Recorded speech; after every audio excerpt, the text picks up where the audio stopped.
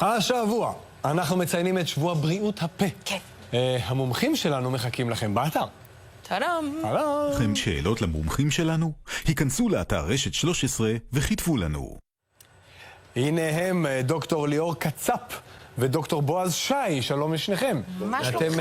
איתנו בעניין הזה של באמת בריאות הפה, או מי שמטפלים בבריאות הפה לפחות, הרופאים. דוקטור קצפ, אתה יושב ראש ההסתדרות לרפואת שיניים, דוקטור שי, אתה יושב ראש פורום המומחים ברפואת שיניים, מומחה לטיפולי שורש. והיום אנחנו רוצים גם לעשות קצת סדר בהבדלים בין סוגי הרופאים השונים, בין רופא מומחה, רופא פרטי. כן, מה זה תוכנות, מה זה ניבים, כאילו... לא, זה בכיתה ו'. לא, תכף נגיע לפודקאסטים. למה לא? למה פודקאסט על בריאות הפה לא חשוב? בבקשה. חשוב. זה רעיון. אז עם מה נתחיל? מה שתרצה. נתחיל בעובדה שיש רופאי שיניים, נגיד כלליים, ויש רופאים שמתמחים במשהו. קצת כמו ברפואה הכללית שאנחנו מכירים. אולי באמת דוקטור קצפ תיתן לנו קצת רקע על זה. תראו, קודם כל בוקר טוב. בוקר טוב. אנחנו בהסתדרות לרפואת שיניים, יש לנו 7 איגודי מומחים ורופאי שיניים כלליים. בישראל היום קיימים 2 תארים, אחד זה רופא שיניים כללי ואחד זה מומחה ברפואת שיניים בתחום מסוים, בין אם זה בטיפולי שורש, בין אם זה בשיקום פה, בכירורגיית פה ולסתות, באורתודונטיה. יש לנו מומחים שלומדים זמן נוסף, בין 3 ל-4 שנים, נוסף ל6 שנים של רפואת השיניים. אז הרופא הכללי הוא מי או היא שעושים את הסתימות, את הרופא הכללי זה שעושה הכל בדרך כלל. כן. ויש מומחה... עד שמשהו ממש מתקלקל. לא ממש מתקלקל, לפני שמתקלקל, אנחנו גם יודעים להיעזר במומחים כדי שאנחנו לא נקלקל. יש דברים רוטינים שרופא שיניים עושה והוא עושה הכל, אבל יש מומחים שהם מומחים בתחום, הם למדו זמן נוסף, והם יודעים להתמודד עם דברים מורכבים, עם דברים קשים, עם דברים שאחרים הסתבכו, הם יודעים לצאת מהדברים יותר טוב, כי הם למדו נוסף, ויש להם מומחה. לכן אנחנו נפריד רק בין 2 תארים, אין יותר שום תואר, מי שכותב מומחה לאסתטיקה, מומחה לזה, אין. יש רופא שיניים כללי ומומחה ברפואת שיניים. האמת שזה טוב שאתה אומר את זה, כי זה די ענה על השאלה. רציתי לשאול, אנחנו בעולם של כל כך הרבה פרסומות. ההדבקות, הציפויים. לא, גם בכלל יש לנו פרסומות אונליין מכל מקום, באינסטגרם, בפייסבוק, וכולם מראים תמונות של שיניים מושלמות, ותמיד תופסים אותנו בדיוק על הדבר הזה שאנחנו ממש צריכים. והאם אם זה מקובל בכלל להגיע למרפאה של בן אדם, לקליניקה, ולהגיד, תראה לי את התעודות שלך? קודם כל, החוק מחייב, דרך אגב, להציג תעודות. אבל לא צריך לעשות את זה. כמו שליאור אמר, יש 2 סוגים של רופא שיניים בארץ, רופא שיניים כללי ומומחה. שתעודת מומחה מקבלים משרד הבריאות, רופא מומחה נורא קל לזהות. יש לו, א', בחותמת שלו 2 מספרים. מספר הרישיון שלו ומספר רישיון המומחה שלו. וואלה. דבר שני, נכנסים לאתר משרד הבריאות למקצועות רפואיים. באתר משרד הבריאות יש מאגר מסודר. הנה, אפשר לראות את זה על המסך עכשיו. בדיוק.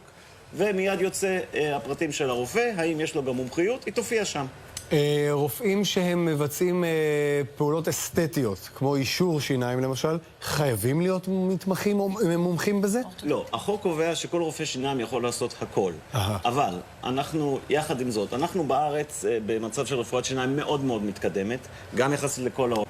והסיבה שאנחנו נמצאים ברמה גבוהה כזו היא באמת שיש פה רפואה משולבת של רופא שיניים כללי שיודע, ורוב רופאי השיניים בארץ הם רופאים מצוינים שיודעים מתי צריכים להיעזר במומחה שיעזור להם. ואתם כמובן לא מדברים אך ורק על רפואה פרטית, זה גם בקהילה. ברור. כל רפואת השיניים. כל רפואת השיניים בארץ. דבר נוסף, המומחים שמאוגדים באיגודים ורופאי השיניים שנמצאים בהר"ש, הם נמצאים במסלול מתמיד של השתלמויות, של כנסים, הרצאות, הקניית ידע, מה שמבטיח את רמת הידע הגבוהה. תאר לי, דוקטור קצפ, מקרה שבו באמת הרופא שעדיין איננו מומחה, נעזר במומחה. לדוגמה, בטיפול שורש. רגע, יש לנו... קודם כל, אנחנו תמיד נעזרים במקרים המורכבים. מקרה רגיל, הרי...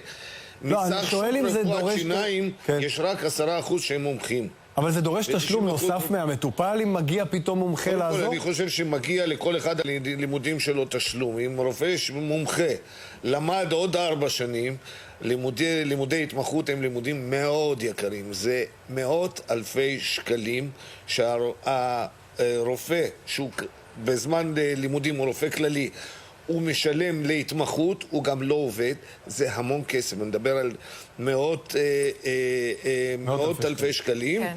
כך שאני חושב שמגיע כסף גם למומחה בתמחור אחר, אבל אנחנו בשוק חופשי וכל אחד לוקח את מה שהוא חושב על פי מיקום, על פי הוצאות מרפאה, על פי טכנולוגיות. יש היום ברפואת שיניים, עליה אנחנו מדברים, המון טכנולוגיות חדשות, בין אם זה סורקים, בין אם זה הכל דיגיטלי, הכל עולה כסף. וכאן, מכאן נובע המחיר בדרך כלל, זה לא כי הוא זול יותר או הוא יקר יותר. יש היום... אנחנו, אפרופו, סליחה שאני קוטע אותך, דיברנו על, לפני שבוע היה מקרה, שאנשים רצו זול, נסעו לכל מיני מקומות, ושילמו ביוקר. וחזרו לבית חולים למורדם מונשם. חלילה. צריך לטפל כאן במדינת ישראל, איפה שיש רופאים טובים ורפואת שיניים. המבול של הצעות החיוך ההוליוודי ביום אחד או יומיים, מי מוסמך לעשות דבר כזה? בסוף אתה מגיע, משייפים את השיניים בחלק מהמקרים, יוצרים משהו בלתי הפיך בחלק מהמקרים, כאשר אתה... בדרך כלל אני לא רוצה להיות נחרץ, כי יש סוגים רבים. מי יכול לבצע את זה? מה צריך לראות? תעודות? מבחינת החוק כולם יכולים.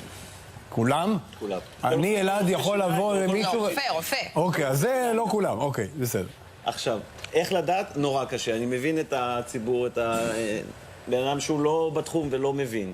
הדרך היא באמת להגיע לרופא השיניים, לבדוק למשל העובדה שהוא חבר בהסתדרות לרפואת שיניים ובאיגודים מקצועיים, מוכיח כבר שהוא מעודכן. ולברר עם הרופא, האם אתה באמת נעזר במומחים במקרים שאתה צריך. כי אני לא חושב שיש רופא שיודע לעשות הכל הכי טוב. כן. לא בכל תחום.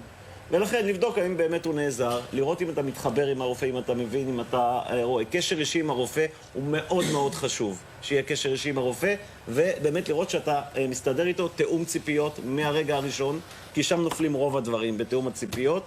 ובאמת נדע שיש פה עבודה משולבת עם מומחים, שמביאה באמת רפואת שיניים הטובה ביותר. לדעת את מי לבחור, שייכנס... גם לשמוע שאנחנו הטובים בעולם, זה כיף. לא טובים בעולם, אנחנו שואפים לשם. המקדחות שלנו אף פעם לא חוזרות. דוקטור ליאור קצב ודוקטור בועז שי, תודה רבה שהצטרפתם. תישארו איתנו, יש לנו פה